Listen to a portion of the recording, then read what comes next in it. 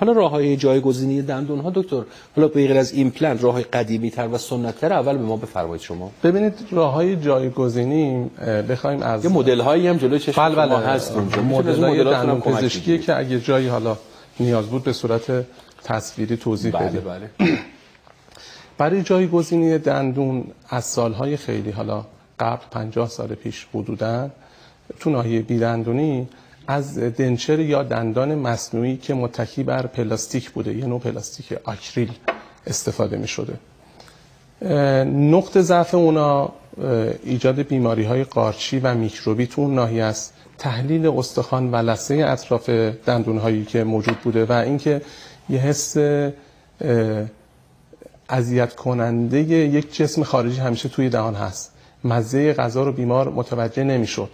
خیلی مصنوعی طوره، مصنوعی طور بود و مراقبت هاش هم خیلی سخت بود. شما پدر بزرگا و مادر بزرگای قدیمی رو اگه توی فیلم ها یا حالا اقوام و نزدیکان دیده باشین، دندوناشون رو مجبورن آخر شب داخل لیوان بذارن که تغییر فرم پیدا نکنه، بیماری های قارچی ایجاد نشه. بهداشتشون یکم سخته.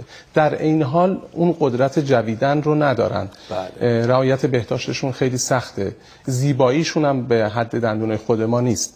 بعد از موضوع دنچر و دندونای مصنوعی، بریج های دندان پزشکی اومدن. بریج یا همون پل روکش های دندونی هستند که دندون های کناری ناحیه بیدندونی رو تراش میدادن. بله. خود این تراش دادن دو تا دندون سالم رو که هیچ مشکلی نداره تراش داده میشه در معرض پوسیدگی یا نیاز به درمان ریشه قرار میدن. یعنی شما دو تا دندون رو تو این ناحیه دارید قربانی میکنید. در این حال اون حس دندون داشتن و اون قدرت جویدن رو نداره و بعد از سالیان سال پوسیدگی زیرشون ایجاد میشه. ناحیه‌ای که شما دندون ندارید، استخوان و لثه زیر اون دچار تحلیل میشه و بعد از به صورت حالا روتین مقالات دندون پزشکی میانگین عمر روکشا رو 10 سال عنوان کردن. عجب. انقلاب جدید در دنیای دندون پزشکی ایمپلنت بود.